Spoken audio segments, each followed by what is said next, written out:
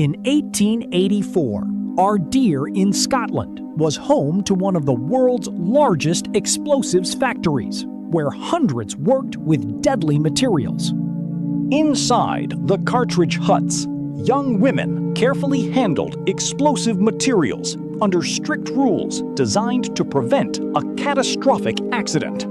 But on one terrible day, an explosion suddenly tore through Cartridge Hut No. 7, killing the workers inside.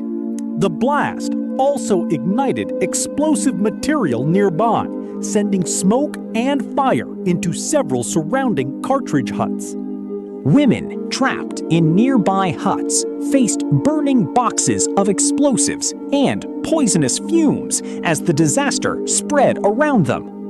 Women trapped in nearby huts faced burning boxes of explosives and poisonous fumes as the disaster spread around them.